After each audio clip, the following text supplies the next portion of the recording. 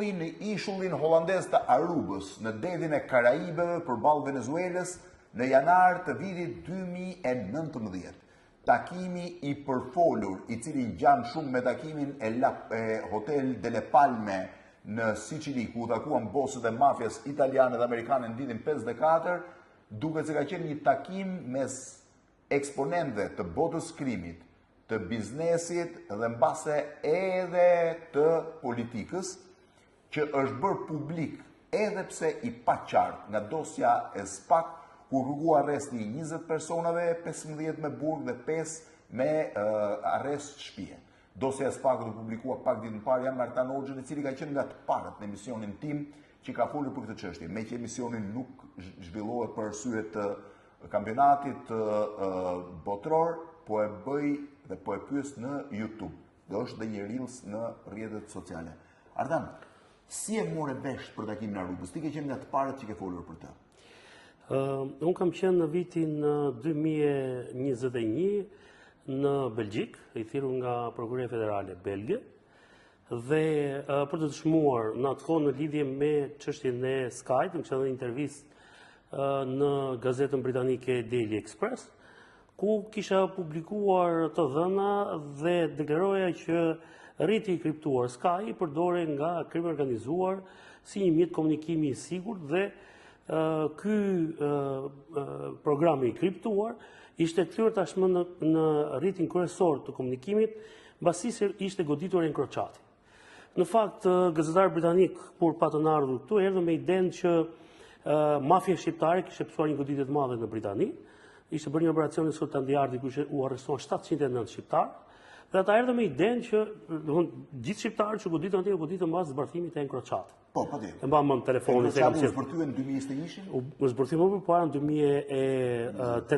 2018, si fillim kur u hap dhe pastaj operacioni bë më vonë, sepse atë e goditur holandezët. Nga enkroçati është deri në 2018 apo është më vonë? Është edhe deri në 2019, po më mend se telefoni që kam sjellë në emision, pra që lexonte BSH, ishte i prodhim spanjoll, ishte shumë veçantë. Ishte telefon që i binte në sy sepse ngjante me format. Flitet telefon me enkroçatin apo vetëm shkruaj? Me enkroçat vetëm shkruaj, nuk flitet. Dhe të dhënat që policia holandeze ja u dha autoriteteve tjera me styret e atyre britanike, u bë një operacion i madh dhe u arrestuan 709 shqiptar. Gazetari britanik erdhi në Shqipëri me idenë për të marrë një intervistë se sa ishte goditur mafia shqiptare për enkroçatit dhe cili ishte në fakt niveli i shqiptarëve që goditur. Po si u bëj ditur takimi i Rrugës? Po të shpjegoj edhe 1 minutë. Pra, kur vim për këtë gjë, unë kisha në tavolinë 2 celularët, kisha dhe Enkron, kisha dhe Sky. Dhe i them, edhe më kapi dhe pak ajo si të mund ana profesionale, sepse gazetari britanik ishte shumë të bindur që ishte goditur i shpartalluar mafia shqiptare. Dhe i them, kjo është enkroçati, i them, enkroçati. Ata që quhen niveli mesëm dhe niveli lartë i krimit organizuar kanë 2 vjet që nuk e përdorin më. Përdorin i thënë Sky. Dhe ky është rrjeti i ri që përdoret. Se kishim parë tonë herë, më tha më çfarë, i thashun po kemi fat se mos gaboj ka qenë diku te ora 16 mazite këtu intervista.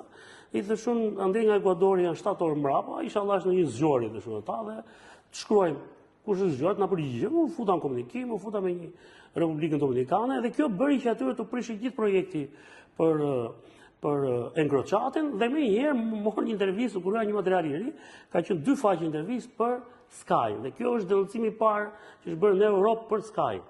Në Europë dhe në botë, se pati problem. Dhe kur më thresin në Belgjik për këtë, sepse ata e morën e fillon çështja e referuar, dhe më kërkuan të dhëna për në bisede, si për aty bëm si të më shkëmbyem informacion dhe për nivelin e krimit organizuar shqiptar. Dhe në një moment vjen një oficer i policisë gjyqësore atje dhe më thot, ore ke dëgjuar se për i takim që është bërë në ishullin Aruba përballë Venezuelës? I thash jo. Sepse tha ne na rezulton tha që aty është bërë një takim i nivelit lartë dhe ne mendojmë që aty janë bos kryesor tha të krimit organizuar shqiptar. Thashë nuk e kam dëgjuar, por nëse ju keni ndonjë të dhënë thashë të personave, mund ta marr. Edhe nuk e keni sqaruar thashë, unë mund t'i shoh se mund t'i njohni thashë. Dhe në atë moment ai shkon mos gaboj dhe i sill kishte një model, kishte edhe një foto dhe më përmend disa emra. Që kishin qenë si mbas atyre që dinë aty, me iniciale dhe me Dhe aty me iniciale ka parë dhe emrin E Rama, që ishte nipi I Fatmir Ramës, I Miri Gjikës. I cili doli në dosje. I cili është në dosje, po ishte me inicial E Rama. Po. Dhe E Rama ngatroi me Edi Ramën.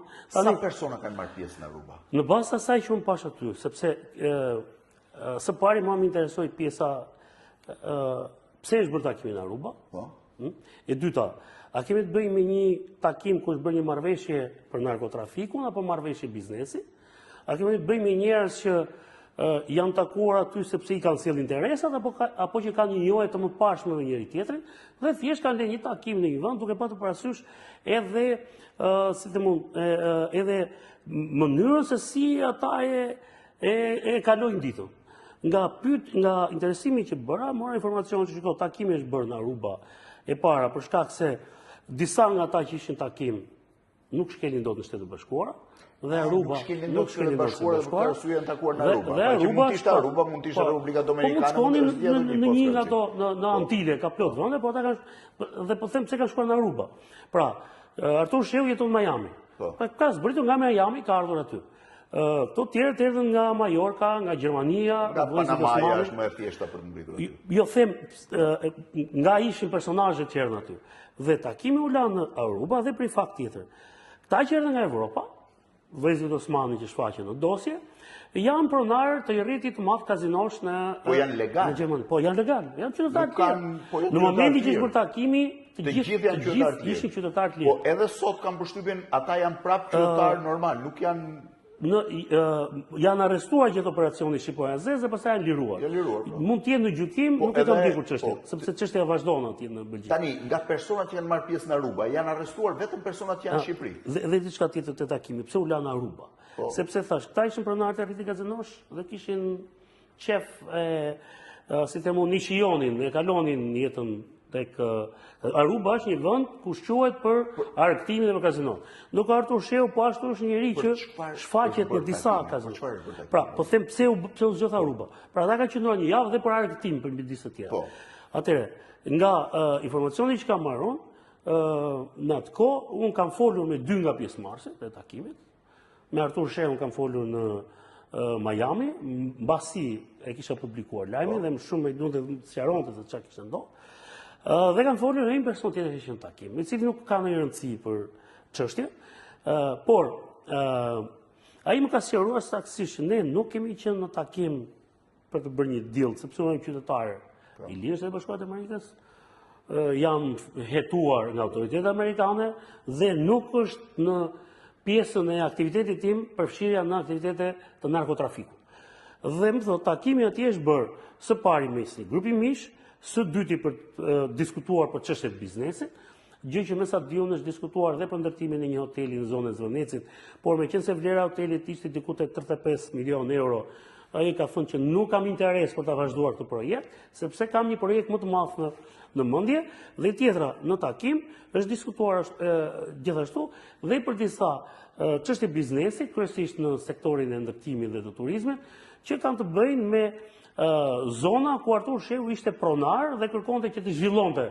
Tani, Hoxha ka një problem. Në dosje flitet dhe një zyrtar që ka qenë prezent. Kush është zyrtari që ka qenë prezent? Në fakt, se mas të dhënave që ka marrë vesh unë aty flitet për 2, për një person I cili në atë kohë ishte deputet dhe personi tjetër që aty evidentohet si njeri shumë I afërt I kryeministrit Rama. Pra njeri që Por emrat duke janë për publik? Jo, një njeri që përfaqësonte edhe ekzekutivin, pra që mund të ndihmonte në marrëveshje që të bëshin për bizneset, sepse ishte biznese.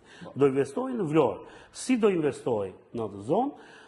Çfarë dokumentacioni do I plotësuar? Pra ndosje flitet për një zyrtar, ndërkohë ju thoni që kanë qenë 2. Ka qenë dhe një I dytë, por nuk jepen të dhëna për personin tjetër. Pse ka qenë zyrtari? Zyrtari së pari ka qenë njohje e personave në fjalë, pra është njëri I njohur I tyre, I besuar. Gazetari italian në librin që ka publikuar më vonë, ai thotë që është I njëjti zyrtar që ka ndihmuar në ato sipërfaqen për 30 hektarësh që ishte dhuruar ish generali të Guardia di Finanzës, general Lisi, pra bëhet fjalë për pronën e Artur Sheu, e cila ju dhurua aty për llogaritë një fondacioni dhe prokuria vet nuk ka dhënë. Dhe aludonte, pra gazetari italian aludonte për Angela Gaçi, që në atë kohë ishte sekretari përgjithshëm dhe kishte Vlorë. Jo, dhe do ta shpjegoj pse s'ka. Prokuroria spanjolle apo belge? Prokuroria belge. Tani, si është kapur takimi? Se njerëzit që kanë qenë aty, pra kanë qenë dy nipat e Fatmir Ramës, pra Emirit Xhikës, sepse ata kanë krijuar kakofoni në Shqipëri që ka shkuar Edi Rama apo jo. Sepse vetë Artur Shirko s'ka nevojë të shkojë. Atëherë, takimi është zbuluar sepse autoritetet belge dhe kryesisht këtë unë e kam marrë vesh në 2022, pastaj kur jam thirrur për dëshmuar për çështjen e Toyota Yaris, kam shkuar për herë të dytë, dhe aty në takimin e dytë më është dhënë ky informacion sepse tek Toyota Yaris personat dyshuar ishin vëllezërit Vladi. Dhe vëllezërit Vladi janë dhe tek kjo çështja e fundit që ka bërë SPAK. Dhe ata pyetën që ai njeh të persona dhe janë të përfshirë këta në çështjen e Arubës. Dhe unë i thash, nuk di që këta të kenë interesa atje, po nuk besoj, ta janë vetëm transportuesit të parave, nuk besoj që parat janë të tyre. Siç del tani që parat janë të kujtjetur. Atëherë, aty më shtëm nga prokuroria belge që ne i kemi patur në Suvejim vëllezërit Osmani dhe e kemi dokumentuar takimin, sepse edhe unë nuk besoja që ata të kishin arritur në nivelin që ta kishin regjistruar, ta kishin fotografuar apo ta kishin filmuar takimin.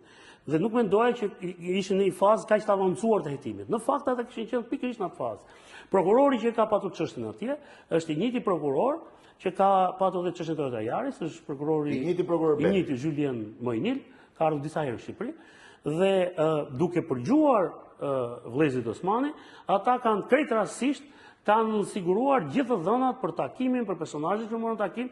Prandaj prokuroria belge nuk është shumë e interesuar për pjesën shqiptare të takimit, sepse ata nuk ishin subjekti i hetimit të tyre. Ndërkohë që pjesa shqiptare i ka ardhur SPAK-ut nga shpërtimi i skajcës së dytë punë.